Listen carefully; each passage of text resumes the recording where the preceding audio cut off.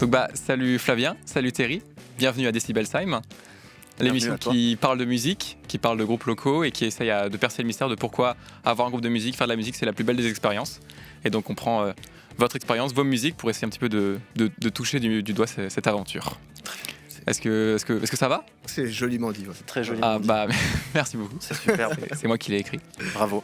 Ça va, donc un Tu l'as peu. fait en plus. Hein non, c'est pour rire. Vous avez un peu l'habitude de l'interview, l'exercice de l'interview? Vous avez fait quelque chose un petit peu pour des. 3 fois. Mais pas sérieusement. Mais pas. Ouais, voilà. Ah, donc cette Et fois-ci, avant, Ce sera une première. C'est une première sérieuse? On va essayer d'être calme. Ok. Voilà. Donc vous vous prénommez The Flux. Je suis trop content de vous avoir parce que vous êtes un groupe de punk, mais pas seulement. Vous avez énormément d'influences, du blues, du grunge, de la musique électronique. Et ce qui est vraiment cool chez vous, c'est vraiment vos scènes. Vous vous défoulez, vous êtes vraiment à fond, vous avez une énergie débordante, ça fait vraiment plaisir à voir. Et donc je suis super content de vous avoir. Toi, Flouquet, tu es au chant et à la guitare. Absolument. Et tu écris aussi les parties de batterie électronique, il me semble. On les fait à deux. Ah ok. On Ça va. les compose à deux. Et toi, Thierry, tu es le bassiste. Basse. Moi je lui dis quand les batteries sont pas terribles. Je dis ah non. Ouais. Chose. Il est très pointilleux. Ok, parce que du coup, les batteries sont jouées par votre troisième membre, un membre féminin, Elvie, qui est votre bassiste, votre batteuse, pardon. Qui n'est pas là aujourd'hui, qui est à la salle de sport. Ah, Qui n'a elle pas pousse. pu venir. Ok, N'a pas mais, pu venir avec nous. mais on l'embrasse. On Et donc l'embrasse, votre mascotte, batteuse électronique, qui vous suit partout dans toutes vos aventures Tout à fait. et sur scène. Elvie. Si tu nous vois, si tu nous embrasses. Elvie. Alors vous êtes tous les deux pas alsaciens, mais pourtant c'est bien à Strasbourg que The Flux est né, que vous êtes rencontrés. Et ça, j'aimerais mettre en lien avec quelque chose que vous m'avez dit en préparant cette interview qui m'a beaucoup marqué. Je vous ai demandé, pour commencer assez naïvement, c'est quoi The Flux pour vous? Et vous vous êtes regardé, vous m'avez dit c'est l'amitié. Et j'aimerais savoir, du coup, c'est quoi pour vous tout ça? C'est l'amitié. C'est l'amitié. C'est l'amitié. Donc une amitié qui a commencé à Strasbourg. Oui, Ouais. tout à fait.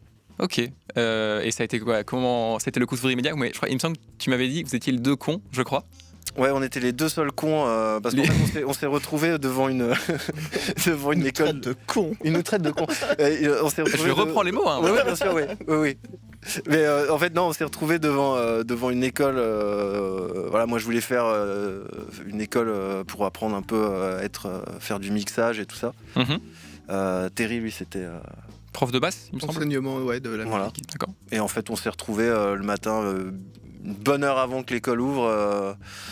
Voilà, on était peut-être un peu trop en avance.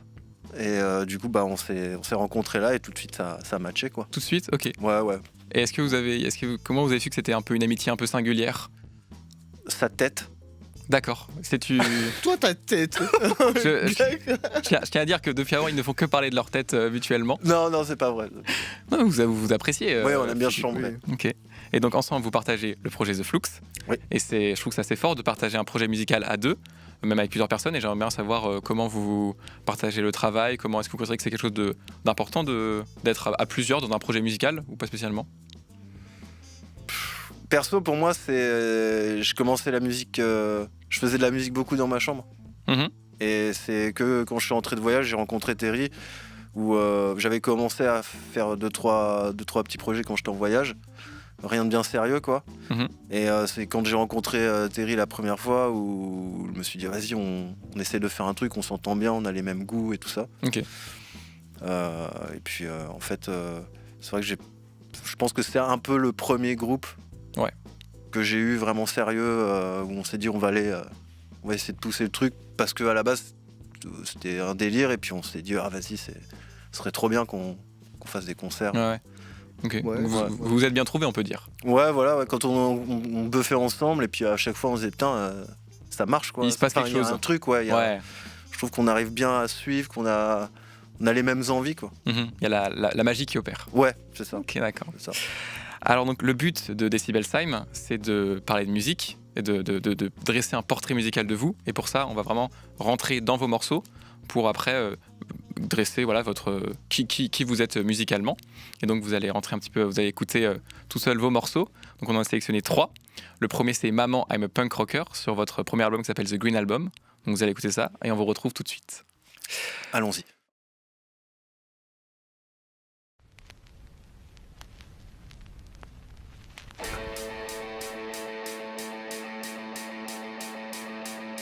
Mama didn't want me to rock and roll.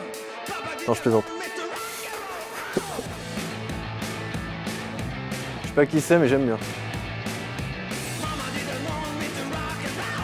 Le début d'une histoire. J'ai un bon grain sur la basse là.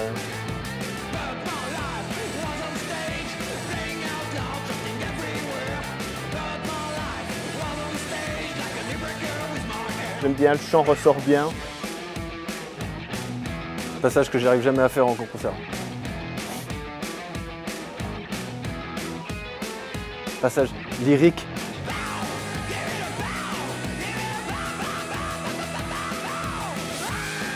Ça met la patate. Hein. Super bon, les fins. Et bim, ça coupe sec. On sait pas comment les faire, les fins. Donc, Maman I'm a Punk Rocker, c'est le morceau qui ouvre votre album The Green Album. Et vous m'avez dit que c'était l'un des tout premiers, si ce n'est le premier que vous aviez fait ensemble, il me semble, c'est ça? Ou pour cet album? Je sais plus. Vous ne savez plus. Après, oui, si, c'est en tout cas, c'est un des premiers. Qui est sorti? Qui est sorti, on a sorti le pack, si tu veux. Oui. Hein. Mais dans la compo, ouais. C'est un des premiers qu'on a fait, qui était où on s'est dit ouais, ça c'est ce qu'on veut et tout, c'est cool, ça met la patate là. Justement, et voilà. Et comment vous êtes arrivé à juste deux potes à arriver à faire ce premier morceau et à vous dire c'est cool, il se passe quelque chose. Comment on est arrivé de rien à du coup Maman I'm a Punk Rocker? Il y a eu plein d'essais quand même au début. Hein. Ok. C'était très grunge. Ouais. Beaucoup plus lent en fait. Il y avait beaucoup moins d'énergie. C'était très grunge quoi au début. C'est vraiment. Ok. C'est marrant parce que l'énergie c'est quelque chose qui est vraiment dans l'identité de votre groupe et c'est comme s'il manquait quelque chose en fait. Et vous avez racheté l'énergie et ça a marché. Bah, je pense que c'est parce qu'on faisait aussi beaucoup les cons et que je pense que on avait envie de faire un truc à la base grunge un peu, tu vois, un peu sérieux, un peu. Et en fait, on aime tellement déconner que je pense que c'est venu tout seul, vraiment le côté allez. Tu vois ce que je veux dire. Ça ressortait dans le. Ouais. Je pense que c'est ce qui nous faisait le plus délirer, tu vois, de pousser un peu le truc que de faire un truc un peu plus. Tu vois. Ok, d'accord. Et alors, du coup, le morceau, c'est un des tout premiers morceaux et il donne vraiment le ton, puisque dès le début, il ouvre l'album, il ouvre un peu votre groupe. Vous dites maman voulait pas que je fasse du rock'n'roll, papa voulait pas que je fasse du rock'n'roll. Est-ce que vous avez peut-être un message à faire passer à vos parents respectifs? Bah. Ils voulaient pas qu'on fasse du rock. Moi, ma mère, elle voulait que je être sois... médecin? Non, elle voulait que je sois avocat. Ah, c'est bien. Non, c'est pas vrai. Non, là, j'avais voulu ça. Non, mais je sais pas, c'était plus dans. C'était le morceau qui donnait. Je sais pas comment te dire, c'est venu comme ça. Enfin, pour moi, les paroles, c'est après à l'écoute. Ouais. Du coup, ça faisait un truc un peu enfantin, un peu. On s'en fout, on rigole, machin, bidule. Et du coup, c'est pas. Le ton a été donné par la musique. Ouais. Parce que ce qu'elle t'évoquait. Ouais. Et du coup, c'est assez. On sent que tu te mets en scène, on sent que tu rigoles à travers ces paroles. Il me semble que tu dis que tu faisais du théâtre, je crois, avant, et on voit que même sur scène, tu te mets beaucoup en scène, avec un peu ce personnage que tu as créé, que tu es même maintenant en face complètement avec ce personnage, avec ta moustache, tes reflaquettes, tout comme ça. Il me semble que tu te peignais une dent pour qu'on ait qu'il te manque une dent. Bientôt, je vais m'enlever la dent de devant. Pour vraiment être dans le perso. Voilà, et du coup, on voit quand sur scène, vous vous amusez, vous êtes à fond, c'est de l'autodérision, et c'est pas que de la musique en fait. Vos lives, il y a vraiment comme si le public est avec vous. C'est pas juste vous venez, vous jouez de la musique, vous interagissez avec le public, choses comme ça. Et j'aimerais savoir comment vous interagissez avec ce public, quelle est la réaction, quel est le lien que vous avez souvent sur scène, comment vous travaillez ça. Je sais pas, même dans la vie, tous les jours, quand on est tous les deux, on aime bien rigoler et tout ça, donc on est assez sociable en vrai. Donc après, de se dire, en tout cas, c'est pour ma part, en tout cas, j'ai l'impression que ça vient naturellement en fait. Il y a pas de, on s'est pas dit on va faire un groupe, il faut qu'on joue les beaux gosses, faut qu'on soit, je sais pas, dans ma vision du truc, le rock, faut que ce soit vivant, faut que ce soit, faut qu'il y ait un truc quoi. C'est la base. Et puis en vrai, Terry se prend pas trop la tête, moi non plus. Ok. Donc ça vient tout seul, quoi, tu vois. Et comment le public réagit quand vous faites un peu les cons? Je fais pas toujours gaffe en fait. C'est vrai que nous on se lâche. Vous êtes dans votre truc en fait. Ouais, voilà, on est dans notre truc, on se lâche, ça nous fait du bien. Tu vois, c'est un exutoire. Côté thérapie, c'est ça. Vraiment, tu te vides à bon coup. Et je pense que naturellement, Après, on communique vachement, nous deux, sur scène, donc on essaye de se faire marrer aussi. Ok. Donc je pense que ça, c'est le fait d'essayer de se faire marrer mutuellement. Forcément, ça amène un truc avec les gens aussi. Ouais. Et puis, plus il y a de... En fait, je pense plus il y a de bordel pour nous, mieux c'est, quoi. Nous, ça nous fait marrer, quoi. Ok. Quand tu pars... Il n'y a pas de stress, quoi. C'est vrai. On peut faire ce qu'on veut, en fait. On démarre mal. Dire s'il y a des fautes, si aussi on démarre mal, on recommence, c'est pas grave. En fait, il n'y a rien qui nous stresse. Ouais. C'est cool. Et c'est marrant, je sais plus lequel vous a dit ça, que même s'il y a des fautes, c'est pas grave, vous passez outre. Et est-ce que vous considérez que votre style de musique, la musique que vous faites, est propice à ça?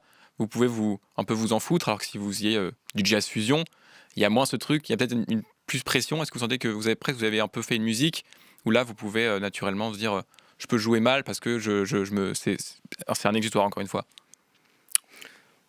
Il y a de ça. Ouais, un peu quand même. Hein. Ouais. Il y a de ça du genre je m'en fous.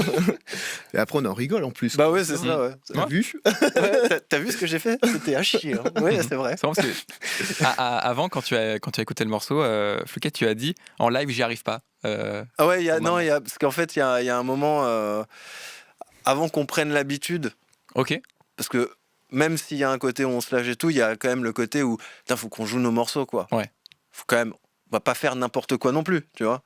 Mais ça vient au fur et à mesure de jouer, tu vois, le côté plus à l'aise, plus lâché, tu vois. Mais les premières fois, quand tu commences à poser un plan, je sais pas, un petit gimmick guitare, au début, moi, je sais, comme j'avais pas... Toi, t'avais plus l'habitude de la scène, parce que t'en as fait pas mal avant The Flux, t'avais beaucoup de groupes, tu faisais beaucoup de choses. Moi, j'avais moins fait de scène musicale. Ok. Moi, je faisais plus du théâtre, donc c'était complètement différent. Et la musique, c'est, voilà, il y a un moment, tu fais un petit plan guitare, je sais pas, moi, c'est le fait d'y penser, des fois, je me foirais, tu vois. Et ça me frustrait un peu, mais après, au fur et à mesure, tu te dis non, mais faut pas y penser. Puis après, ça, tu le règles, tu vois.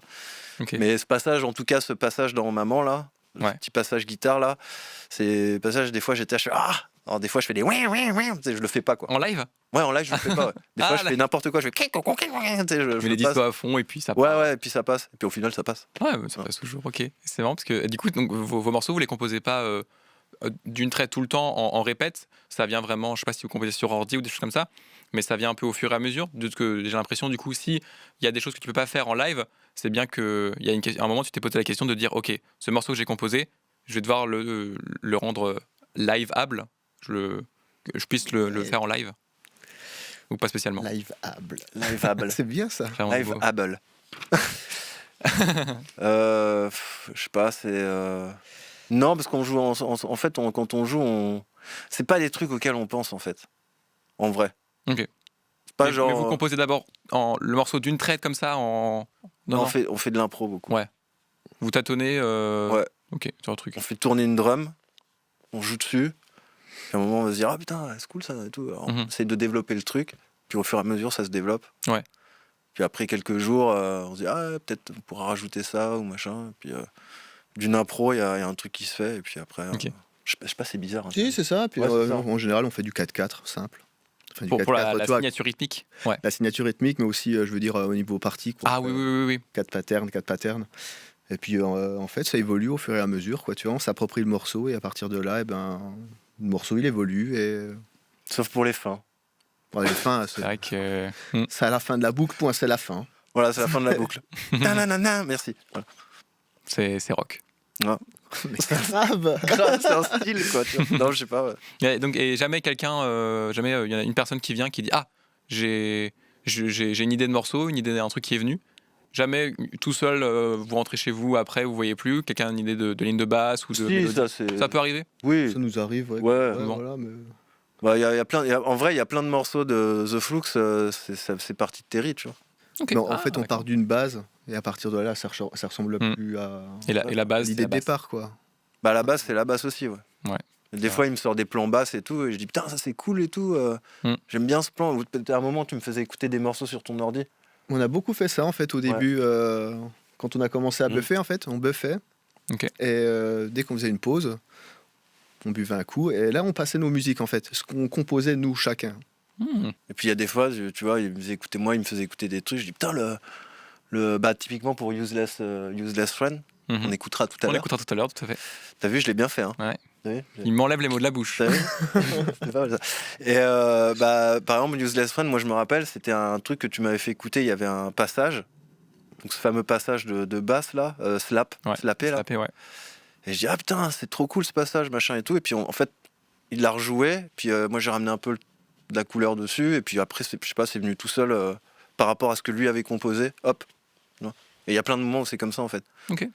Où il y a des coups de basse et puis d'un coup ça donne l'idée, l'impulsion du truc quoi. Ok, c'est intéressant de voir ça comme une impulsion, ça part d'une impulsion, la musique. Ok. Donc effectivement, tu m'as enlevé les mots de la bouche pour ma transition, en même temps tu m'as ménagé le terrain. Effectivement, le deuxième morceau qu'on va écouter, c'est Useless Friend, aussi sur votre album qui s'appelle The Green Album. Donc on vous laisse écouter ça et on vous retrouve juste après.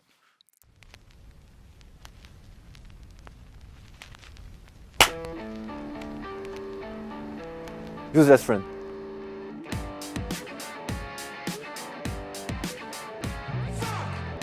La basse est extrêmement bonne dessus. Pas dire, mais... slap de malade.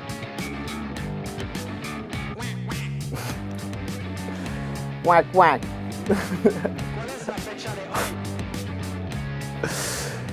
Quel pitre. Inspiré de faits réels. Par contre, je parle pas anglais, donc je comprends pas ce que je dis. Du coup, j'ai plein d'images quand j'écoute ça. Ça fait délirer.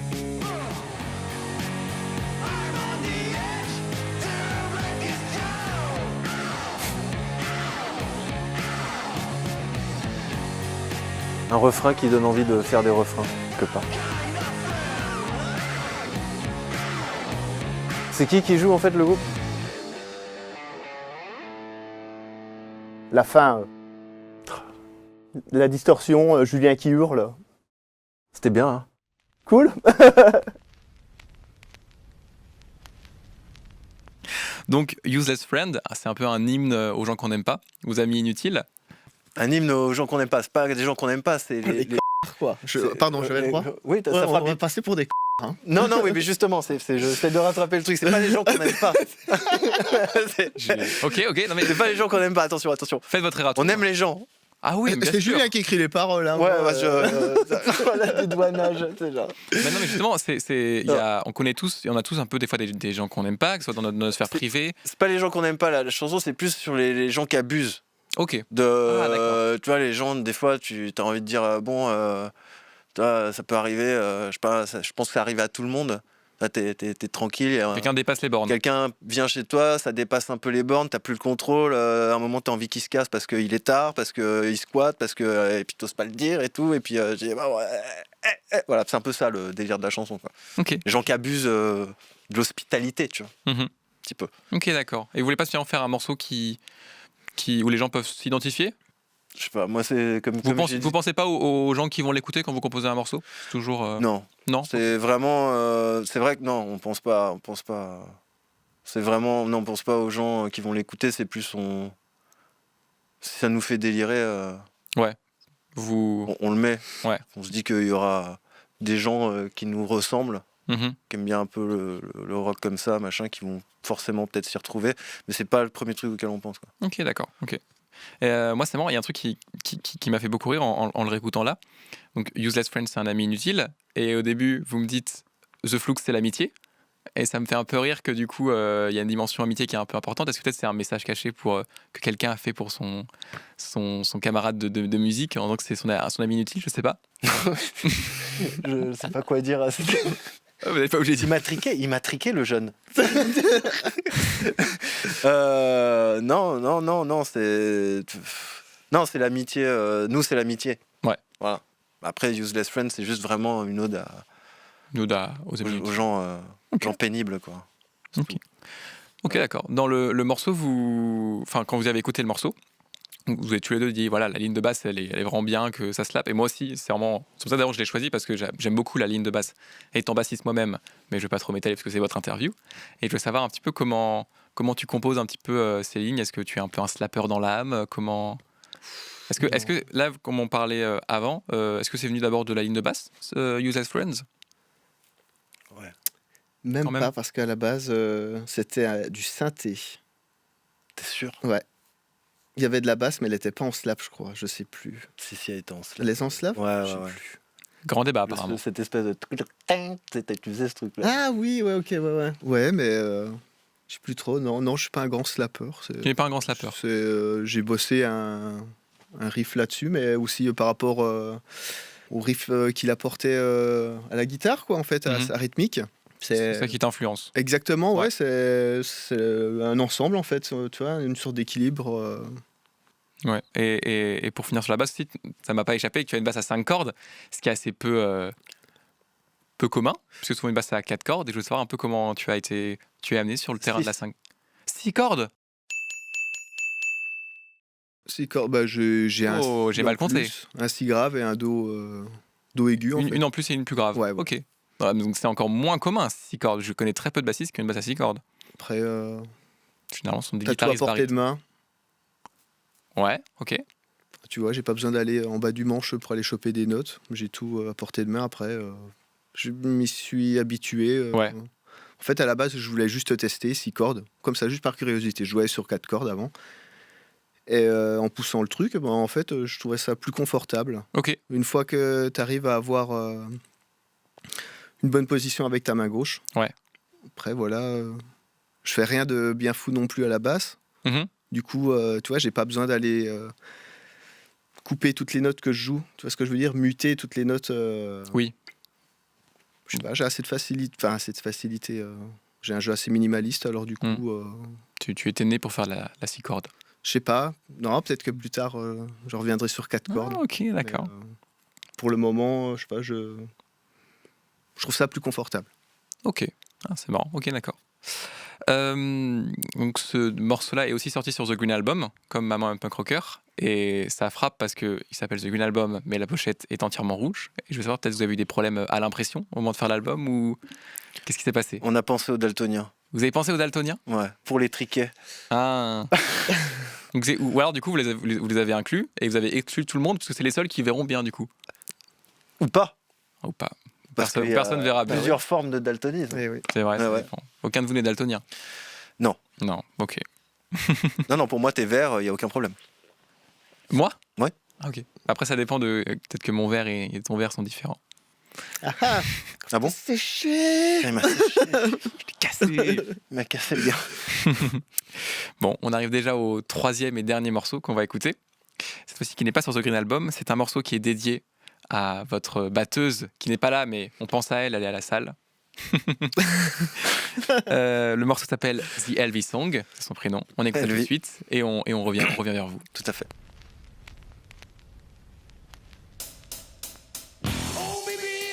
Là, c'est une de mes préf. On a un décompte au début sur celle-là, qu'on n'a pas sur les autres musiques. Je les aime toutes, mais celle-là, c'est une de mes préf. Sur scène, elle est trop cool à jouer. Elle met la patate.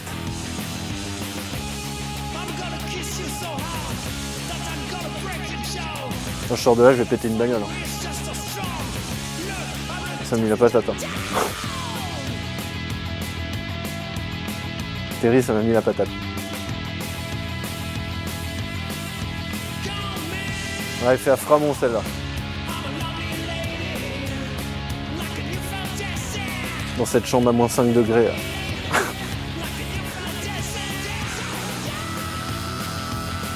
Il crie tout le temps. Bon ça y est, je suis chaud là. Je vais péter le studio après.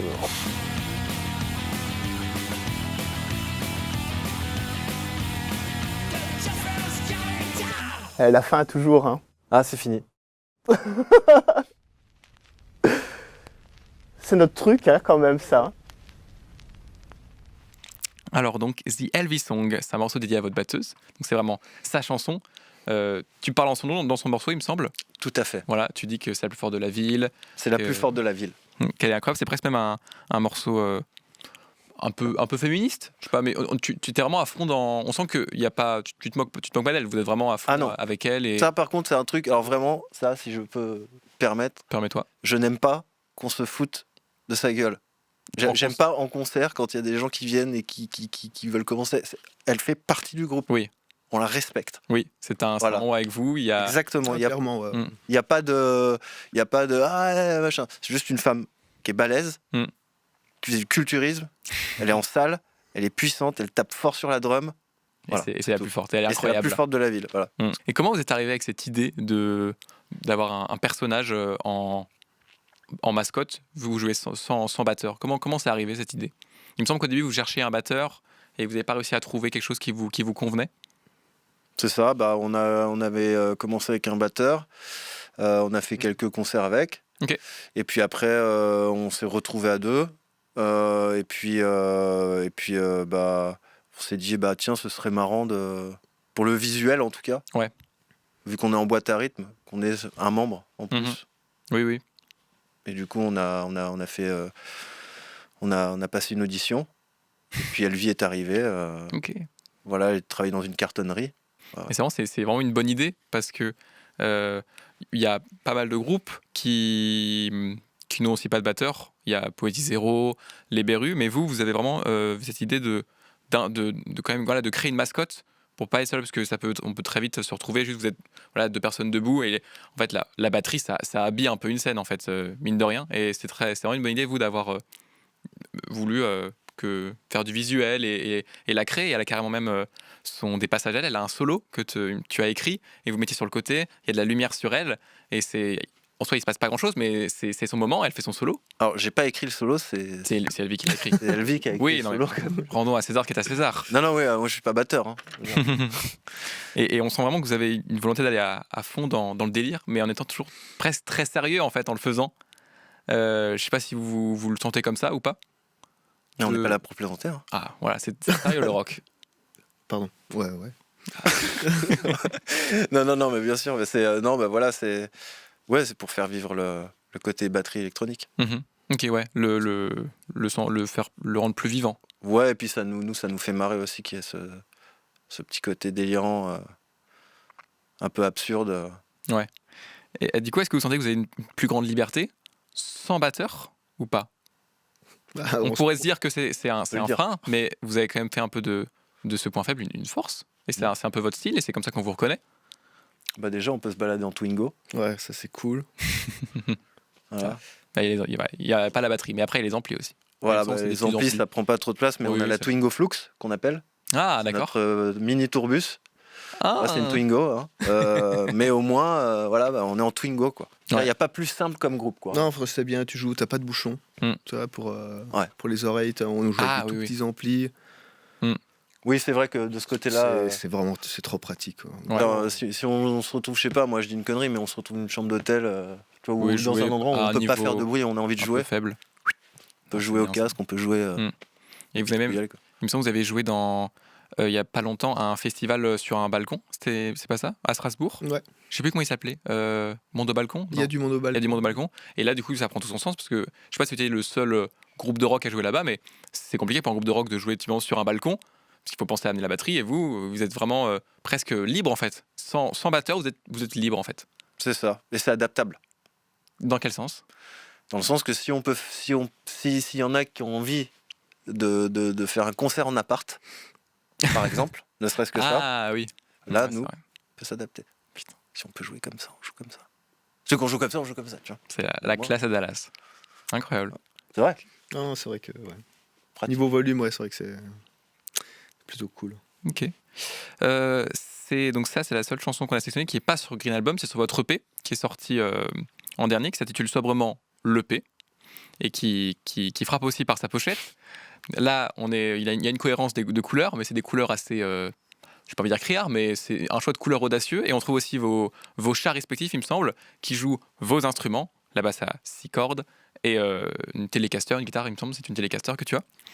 Et j'aimerais savoir comment votre pochette a vu le jour. Il me semble que vous avez demandé de faire la pochette la plus moche au monde. Je crois que c'est ça. Hein. C'est ça. Voilà, elle est belle en fait. En Et- fait, et elle est belle, du finalement, coup, elle est elle est belle. très réussie au final, mais c'est vrai qu'on avait demandé une pochette moche. Voilà. Ah, donc, est-ce que le pari est réussi ou pas, du coup? Oui et non, parce qu'au final, parfois on veut faire un truc moche et puis finalement c'est joli. Ouais. Donc elle est pas si moche malheureusement.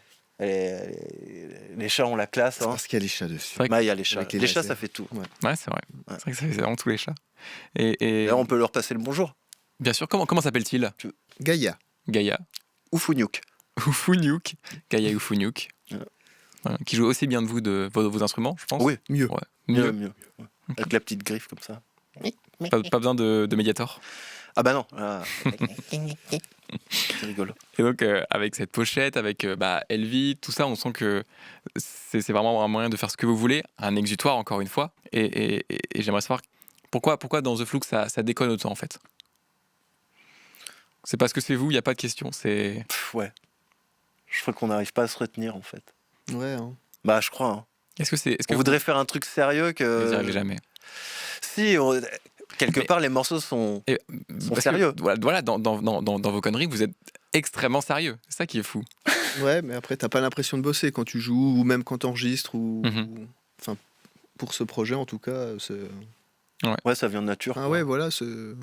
Vraiment, on se fait plaisir quoi. Ok. Et vous sentez que cette envie de déconner, c'est une force pour The Flux? Une force créatrice, une force moteur pour The Flux? Quand même, ouais. Ouais. Enfin, je trouve. Ouais, bah ouais, je pense. Ouais. Parce qu'il y a des fois, je vois quand on répète où on est là, ah putain, tu sais, on fait le Ouais, truc, voilà, finalement ouais, ça ça fait fait partir bien, un riff, quoi. tu vois. Ok. Des fois, ça peut partir comme ça, tu vois. Donc- Genre, on tourne un peu, on est là, ouais, c'est marrant et tout. Et puis d'un coup, là, on pète un plomb. Et puis d'un coup, oh putain, ça, c'est ça. Ça, c'est Voilà. la bonne chose. Ok. Donc en fait, c'est vraiment cette envie de déconner qui vous a fait vous rencontrer, qui vous a fait créer The Flux. Déconner, faire de la musique aussi, surtout. Oui, bien sûr. On aime, voilà. Mais oui, on aime bien rigoler et tout, mais c'est ce qui donne l'impulsion, en tout cas, du Ouais. Et après, la musique a été le moteur pour transmettre Ouais. ça dans l'art, finalement. Je sais pas. Parce que la musique est un art. Oui. Est-ce que votre musique est un art? C'est aux gens d'en juger. Oui. Ouais, c'est ça, c'est aux gens d'en juger, ouais. Très bien. Pas dire, c'est une peinture. Traite. Je sais pas. Ouais, bah écoutez, on a écouté 3 morceaux et on espère avoir un peu plus cerné votre univers musical, qui vous êtes et aussi un petit peu touché du doigt cette aventure qu'est la musique, de faire de la musique ensemble, faire de la musique entre copains.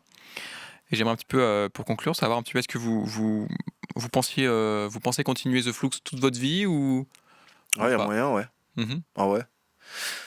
Bah, je veux dire, on est très proches. Ouais. Dans la vie, hormis la musique, on est quand même assez proches, quoi. Tu m'as dit que tu le connais mieux que ta sœur, il me semble, Terry. Ouais, je pense, ouais. Ouais, je pense. Bon, je le connais mieux que ma sœur, c'est sûr. Non, mais c'est sûr. Non, mais c'est sûr, hein, je veux dire, on traîne tellement ensemble. Après, l'avantage, c'est qu'on est deux, quoi. C'est ça. Donc, en étant deux, il n'y a pas vraiment trop de freins. Après, quand tu as des groupes où ils sont 4, 5, bah, il y en a peut-être un qui va bouger dans une Mm. autre vie, il y en a peut-être un qui va... Des Non. envies qui vont changer, des choses comme ça, ouais. Mais Et là, enfin, moi, perso, je vois pas... Ok. D'ailleurs, un EP est en cours. C'était alors une question que je vais vous demander. Qu'est-ce qu'il y a Ah. vous avez des choses, des petites choses qui pour le futur? Un EP qui va sortir. Oui. Ok. Voilà. Que- Ça fait un moment que ça traîne. Mais il va arriver. Est-ce qu'il y a peut-être un petit nom déjà pour l'EP, quelque chose On n'a pas de nom justement. mais, Ah bah faut en trouver un. Pas de nom, non. Le P2. Ça pourrait être ça. Le 2. Le 2. Mais vous avez déjà une chanson qui s'appelle La 2. Oui. Mais du coup ça ferait peut-être un peu doublon. Ouais, ça ferait peut-être double. Ouais, Ouais. ouais. Bah, on trouvera sur le moment. Très bien. Eh ben, Mais les écoutez. morceaux sont là. Ok. Combien de morceaux? Il y en a bien 5, 6. Un bon EP. Ouais. Que moi j'ai très hâte d'écouter personnellement. Qu'on a très hâte d'écouter. Merci. C'est déjà la fin de ce moment ensemble. Et du coup, un peu en guise de conclusion, j'aimerais vous poser une question un peu ouverte, peut-être un peu philosophique. Mais qu'est-ce que vous diriez à des jeunes qui veulent se lancer, faire de la musique ensemble avec leurs copains? Qu'est-ce que vous leur conseilleriez? Ou même à vous plus jeunes, qu'est-ce que vous diriez? Faites-le. Faites-le. Just do it. Ok. Believe in your dream. Believe in you. Dream. Believe in you. In Ah, yourself believe in as you. well. Ok. Croyez en vous, faites-le. Et puis, vous posez pas de questions, en fait. Faites-le, quoi. Ok. Pas de barrière. Et toi, Thierry, tu dirais quoi? Je sais pas. Droguez-vous. Ouais. Non, bien sûr. Pas du tout. On a des gueules à se droguer là. Non, pas du tout. On a une écharpe. Moi, non. Ok, d'accord. Merci beaucoup d'avoir accepté ce moment avec nous, avec moi. Et on espère vous revoir bientôt sur scène avec votre EP. On va tranquille. Ah oui. Je fais de la pub.